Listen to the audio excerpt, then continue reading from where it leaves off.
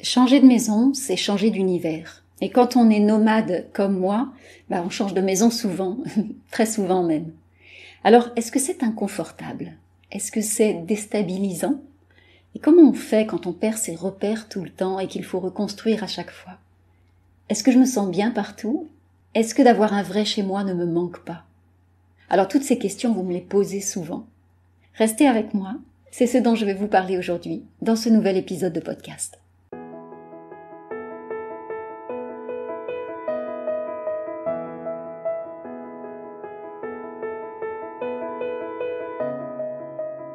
Bienvenue à la maison, bienvenue chez toi. Je suis tellement heureuse de t'accueillir ici dans cet espace, ce podcast qui vient mettre de l'énergie dans ta maison et dans ta vie. Je suis Valérie Fayolle, experte en Feng Shui de l'habitat, et j'ai à cœur de te partager chaque semaine tous mes conseils pour faire de ta maison un havre de paix et de vitalité. J'espère que tu trouveras ici des réponses à tes questions, des solutions, de l'inspiration aussi, et tellement plus encore. Bonjour à tous et bienvenue à la maison. Aujourd'hui, je vais encore vous parler de ma vie nomade. Cette expérience de vie, c'est une vraie découverte et une source d'inspiration infinie pour moi. Je sais que ça peut paraître paradoxal pour une experte Feng Shui de ne plus avoir de maison, mais je n'ai jamais autant appris sur elle, sur les maisons, que depuis que je n'en ai plus.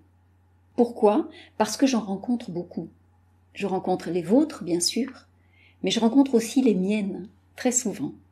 Et je suis très attentive à ce qui se passe à chaque rencontre, à chaque fois que je rencontre l'une de vos maisons, mais aussi à chaque fois que je rencontre une maison pour moi. Et ça, c'est très fréquent. Si je vivais depuis 20 ans, ou si je vivais en permanence dans la même maison, je n'aurais pas fait toutes ces rencontres. Et je me serais privée d'une grande, grande richesse. Et de beaucoup d'enseignements aussi. Toutes ces maisons, elles m'apprennent chaque jour de nouvelles choses. Elles m'apprennent des choses sur elles, mais elles m'apprennent aussi des choses sur moi. Chaque maison est unique. Et chaque rencontre est unique également. Et pourtant, il y a des choses qui se répètent. Il y a des similitudes à chaque changement de maison. Et ça, je ne pouvais pas le savoir avant d'en avoir fait l'expérience, avant de m'être engagée dans cette vie-là, si particulière, si singulière, qui m'amène à changer de maison souvent. Mais alors comment je les rencontre, mes maisons? Comment je fais le choix aussi de mes maisons? Mes destinations dans ma vie nomade, en fait, sont souvent le fruit, en fait, soit c'est résulte de mes projets, des projets professionnels, des projets personnels aussi, ou alors ce sont des territoires qui m'appellent. C'est-à-dire que je sens l'énergie, je sens que j'ai besoin d'aller à un endroit, parfois je ne sais pas pourquoi, et je le découvre une fois que je suis sur place. Ça peut être une ville qui m'appelle, ça peut être un pays aussi, ou un site, comme quand je suis allée au Mexique, les sites mayas m'appelaient. Quand je suis allée à Montréal, c'était vraiment la ville de Montréal qui m'appelait. Donc ce sont des territoires qui, à ce moment-là, m'appellent, quelle que soit la dimension du territoire. Et à chaque fois, en fait, je pars avec une grande, grande curiosité. Et je vais choisir mes logements en fonction de ce qui se présente aussi, mais surtout en fonction de mes besoins du moment, qui vont être différents selon où je me trouve, selon ce que j'ai besoin de faire, selon là où j'en suis dans ma vie, là où j'en suis dans mes projets. Et surtout, je n'ai aucun a priori, ou en tout cas j'essaye de ne pas en avoir, sur le type de logement que je suis supposée rencontrer, ou que je vais potentiellement rencontrer. Toutes les maisons ont un potentiel, et on a tendance souvent à aller au-devant des maisons avec un certain nombre d'attentes, c'est inconscient, mais on est formaté à l'intérieur de nous, et il y a certains types de logements que l'on pense nous convenir, et d'autres, du coup, qu'on va éliminer par défaut, ou alors on pose des conclusions, des assurances, comme quoi tel type de logement n'est pas fait pour nous, alors qu'on n'en a pas fait l'expérience. Par exemple, en ce moment, je suis dans un appartement qui est au rez-de-chaussée. C'est un rez-de-chaussée qui est surélevé, mais néanmoins, je suis au rez-de-chaussée. Je n'ai jamais vécu auparavant dans ce type de configuration, et effectivement, spontanément, moi qui aime tant la lumière, ce n'est pas le genre d'endroit où j'aurais naturellement porté mes pas. Mais quand ce logement s'est présenté à moi, je me suis dit, oh tiens, une expérience intéressante, une expérience que je ne connais pas. Je vais aller faire la découverte de ce que ce logement-là propose, mais je vais aussi faire la découverte de ce que moi, je vais pouvoir déployer à l'intérieur de cet espace-là. Donc c'est vraiment une expérience nouvelle, assez globale en fait, pour moi, pour lui, se départir des a priori, c'est peut-être, j'ai envie de dire, l'exercice le plus difficile. J'ai vu, par exemple, quand j'étais au Mexique, j'ai vu à quel point, en fait, nos repères aussi culturels sont très très différents. L'habitat là-bas est complètement différent de celui qu'on connaît en Europe ou en France. Et donc, naturellement, en fait, je voyais beaucoup de touristes qui venaient au Mexique et qui attendaient le même niveau de prestation que en France. Et en fait, ça n'avait aucun sens. Ça n'avait aucun sens. C'est-à-dire que là-bas, le débit d'eau n'est pas le même. Donc, effectivement, avoir une douche qui coule à flot constant, c'est pas une référence. Et donc, les touristes qui s'accrochaient à ça considéraient que les logements dans lesquels ils étaient, qu'ils n'étaient pas honorés dans les logements dans lesquels ils étaient. Parce qu'ils pensaient qu'il y avait un défaut sur le logement. Alors qu'en fait, c'était dans l'essence même de tous les bâtis qui étaient là-bas au Mexique. Donc, si on prend le temps de regarder ça aussi, si on prend le temps de regarder quels sont les standards, j'ai envie de dire, quand on change d'endroit, mais ça peut être aussi quand on change de région. L'habitat est complètement différent d'une région à une autre dans un même pays. D'accord? Donc on va aller trouver là des configurations qui sont différentes. Si on s'accroche à ce qu'on a connu ou à nos références habituelles, on va se fermer à la rencontre d'un nouveau type d'habitat, d'une nouvelle façon d'habiter et d'une nouvelle façon de rencontrer un potentiel qui est là. D'accord? Donc vraiment au Mexique, c'était très très frappant. Ça demande effectivement de ne pas avoir de projection. Je ne projette pas tel type de logement quand je vais ailleurs, quand je vais sur un autre territoire, quand je vais dans une autre région. Je ne projette pas un type de logement ou un idéal de logement que je voudrais d'une certaine façon, parce que en changeant d'environnement, en changeant d'endroit, je vais aussi rencontrer des bâtis et des logements qui vont être différents de ce que j'ai connu par le passé. Donc, lâcher ses attentes, lâcher ses peurs aussi, puis y aller joyeusement, ça j'ai envie de dire, c'est un peu la base qui me permet de rencontrer des maisons avec autant de facilité et autant de fluidité aujourd'hui. Alors, comment je les apprivoise, ces maisons? Comment je vais à leur rencontre? À chaque fois que j'investis un nouveau lieu, à chaque fois que j'entre dans une nouvelle maison et que je sais que je vais y passer quelques jours, quelques semaines, quelques mois, c'est comme une nouvelle rencontre en fait. J'y vais en douceur. On rentre pas en contact avec quelqu'un frontalement, ou alors c'est qu'on cherche le conflit, mais on va découvrir l'autre vraiment en douceur, on va y mettre de la rondeur, on va tâter le terrain et on va voir ce qu'il y a comme répondant en face. Avec une maison, c'est pareil. Avec un espace, c'est pareil. Avec un logement, c'est pareil. Donc, je prends vraiment le temps de découvrir cet espace nouveau. C'est pas uniquement comment il est agencé et l'organisation des pièces, c'est vraiment de percevoir ce qu'il propose. Qu'est-ce que j'entends? Qu'est-ce que je vois? Qu'est-ce que je ressens? Comment je suis moi aussi dans cet endroit qui est inconnu pour moi? C'est-à-dire que j'arrive là, moi, avec qui je suis, sans attente, ou le moins possible, et vraiment dans cette curiosité de qu'est-ce qu'on va construire ensemble. Mais je m'observe moi-même en même temps que j'observe les lieux. En fait, c'est un petit peu comme une métaposition, moi j'aime beaucoup, c'est très agréable, c'est très ludique, en fait, à vivre. Et c'est vraiment ça que je vous invite aussi à faire quand vous déménagez et que vous rencontrez une nouvelle maison. Vous pouvez aussi le faire avec les maisons de vacances, une maison que vous louez à un moment. Je vois beaucoup de personnes qui sont souvent déçues par les locations de vacances, etc., qui rentrent en bougonnant, etc. Mais allez à la découverte de ce lieu-là. Qu'est-ce qu'il vous a permis de vivre pendant ces quelques jours ou ces quelques semaines où vous étiez là? À côté de quoi vous êtes passé peut-être parce que vous étiez dans une posture ou une attitude qui ne vous permettait pas justement de découvrir tout ce qu'il y avait à voir à cet endroit-là, à voir, à percevoir aussi, à ressentir. Donc il y a vraiment ce temps de la découverte mutuelle. En tout cas, moi je goûte ce moment-là vraiment particulièrement, et comme je reste en général peu de temps à chaque endroit, je multiplie ces rencontres, et donc le temps de la découverte est vraiment quelque chose que je vis en continu. Pour moi, c'est quelque chose que j'aime profondément. J'aime multiplier les rencontres, que ce soit les rencontres humaines, mais aussi les rencontres avec les lieux. J'aime beaucoup ce temps d'approche. Alors, il y a quelque chose que j'ai remarqué aussi quand on multiplie ces rencontres, quand quand on voit beaucoup de maisons, quand on vit dans beaucoup d'espaces différents, bien sûr c'est singulier à chaque fois, bien sûr c'est unique à chaque fois, mais il y a des similitudes. Il y a des similitudes, et ça je ne m'y attendais pas, en tout cas je n'aurais pas pu le percevoir avec autant de finesse sans en faire l'expérience. C'est-à-dire qu'il y a le besoin très rapide de reconstruire des repères. Et c'est vraiment, c'est quelque chose qui est, j'ai envie de dire, c'est animal, c'est instinctif, c'est dans la nature humaine, on en a tous besoin. C'est-à-dire que quand on arrive dans un environnement qui est inconnu, surtout si on est à l'étranger, surtout si tout l'environnement est différent de ce qu'on connaît habituellement, les sens vont être complètement en éveil. Les sens vont être complètement en éveil jusqu'à ce que l'environnement devienne familier.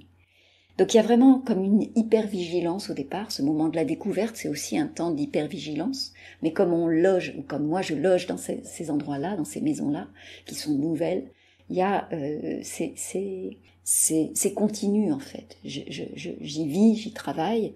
Donc il y a cette attention constante. Vraiment comme quelque chose qui fait que je suis hyper connectée au lieu qui m'accueille. Cet état d'hypervigilance, il va s'apaiser au fil des jours. Il va vraiment se détendre. Cette hypervigilance qu'on pourrait considérer ou prendre comme de l'appréhension ou une espèce de peur ou de réserve, en fait, moi, je l'ai transmutée vraiment en une curiosité joyeuse. C'est-à-dire, il y a du jeu là-dedans. C'est qu'est-ce qu'on va pouvoir faire ensemble? De quoi t'es capable, mon bonhomme? C'est vraiment qu'est-ce qu'on va construire ensemble, et c'est très ludique, en fait. C'est très ludique, il y a une curiosité du tout est possible, en fait, à cet endroit-là. Donc oui, même si c'est de l'hypervigilance, c'est pas une hypervigilance en mode protection, bien au contraire. C'est une vigilance en termes c'est de la curiosité. Alors comment je trouve mes repères? Parce que les repères, ils vont se faire au fil des jours, en fait, ils vont vraiment se constituer assez rapidement. Et regardez ce que vous faites, vous, quand vous investissez aussi un nouveau lieu, parce que je vous assure que c'est là aussi pour vous. Mais c'est vraiment, il y a des rituels qui vont se mettre en place très très rapidement. Moi, j'ai mon rituel du thé ou de la tisane. Donc c'est des habitudes, je commence très vite à faire des gestes. En fait, il y a des gestes qui se répètent dans la maison. Je vais aussi aller rencontrer les voisins, je vais prendre le temps de regarder ce que je vois par les fenêtres à plusieurs heures de la journée. Qu'est-ce que j'entends aussi depuis l'intérieur de la maison? Quelles sont les odeurs qui sont là, pareil, à plusieurs heures de la journée? Je vais aussi remettre en place mes rituels que moi j'emmène à chaque endroit, c'est-à-dire mes temps de méditation. Quel est l'endroit dans cette maison-là où je vais avoir envie, où je vais me sentir soutenue pour aller méditer, pour aller me poser, pour aller me concentrer? Mon espace de travail, comment je vais investir mon espace de travail dans cette maison-là? Où est-ce que je vais déployer ma créativité? Où est-ce que je vais me sentir soutenue pour avoir toute l'énergie dont j'ai besoin pour vous donner aussi, pour vous accompagner au mieux? Donc en fait, on recrée très très vite de nouvelles habitudes, même quand on est dans une maison où tout semble nouveau. Regardez ce que vous faites quand vous êtes dans une location de vacances, par exemple, ou même dans un studio, quand vous allez skier, ou très vite, ou même dans une chambre d'hôtel. Très vite, en fait, vous allez tous prendre la même place autour de la table. D'accord? Au moment du repas, ça vient très très vite, en fait. Vous n'allez pas, même si vous restez une semaine, vous allez voir que chacun va s'approprier une place. Vous allez peut-être vous approprier un fauteuil plutôt qu'un autre, ou une place dans le canapé plutôt qu'une autre. Et pourtant, c'est un logement dans lequel vous allez rester juste quelques jours ou quelques semaines. Mais le corps humain a besoin de créer ses repères très très rapidement, et il le fait spontanément. Donc moi je le fais, mais vous le faites aussi quand vous changez d'endroit. On le fait tous. Alors de le ramener à votre conscience, ça vous permet vraiment de vous amuser aussi de ce qui se manifeste, et de voir comment vous vous appropriez l'espace vous aussi. Moi j'ai un repère, par exemple. Je sais que et ça je l'ai identifié aussi pendant ma vie nomade, mais j'ai identifié que quand je vais naturellement, je sais trouver les ustensiles de cuisine, que je sais quel tiroir ouvrir pour trouver quel ustensile, et que ça devient fluide dans la cuisine. C'est un indicateur comme quoi l'espace m'est devenu familier. Ça veut dire que j'ai passé un step, j'ai passé une étape effectivement dans ce chemin de la découverte ou de l'appropriation mutuelle.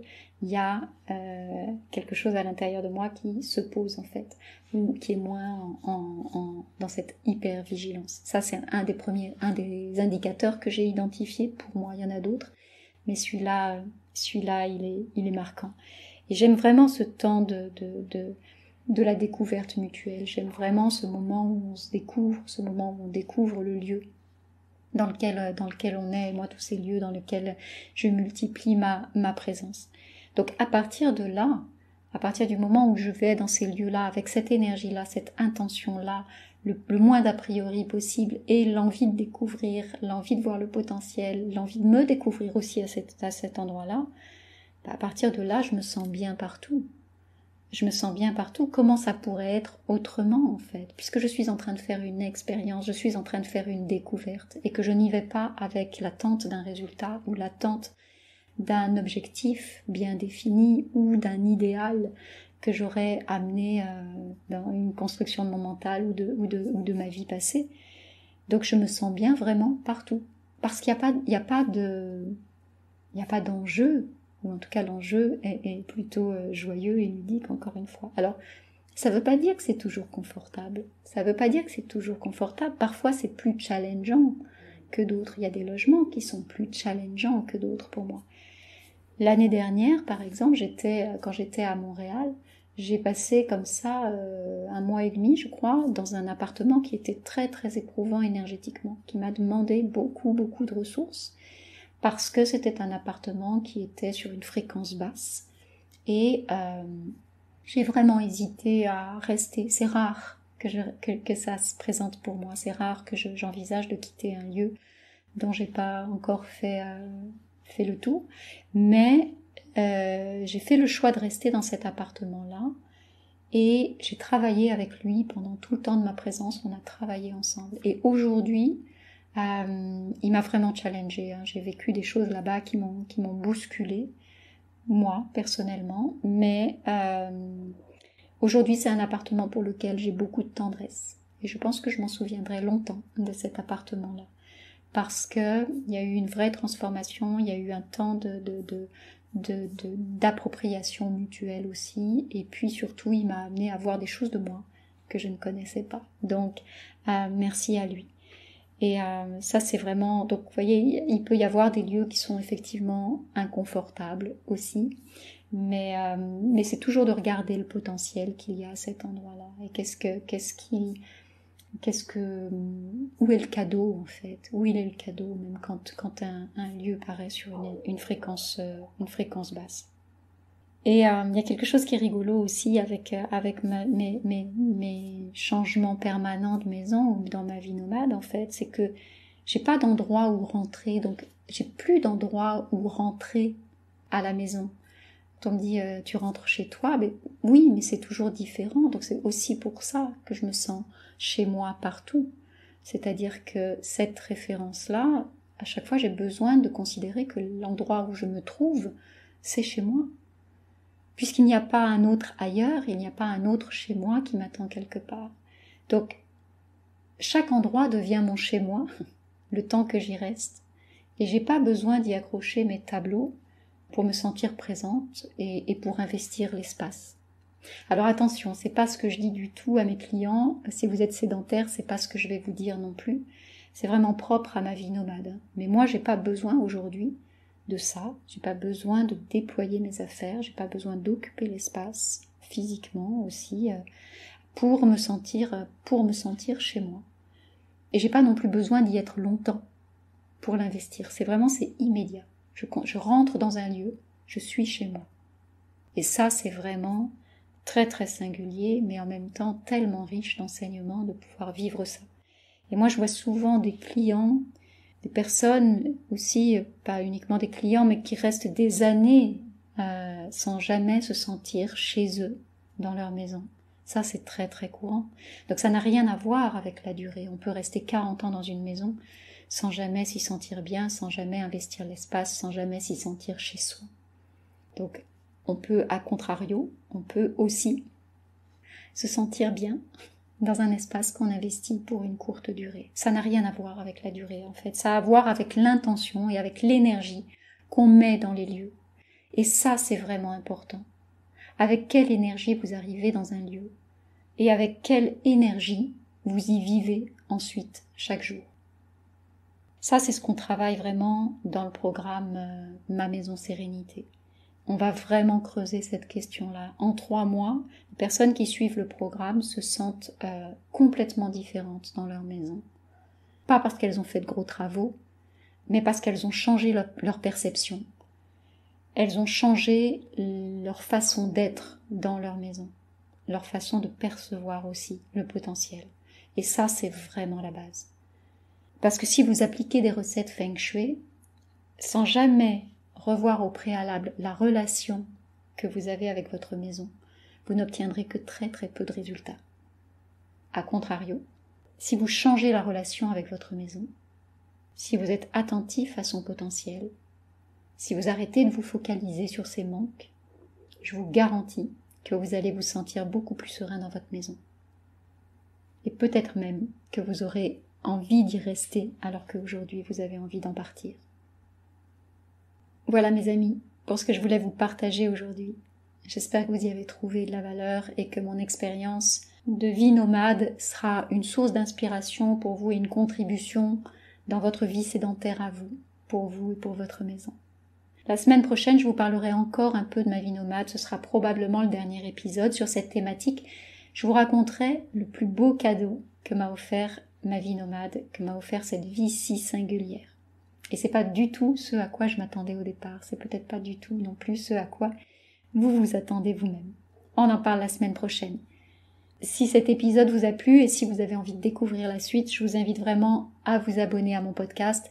N'hésitez pas aussi à le partager autour de vous également.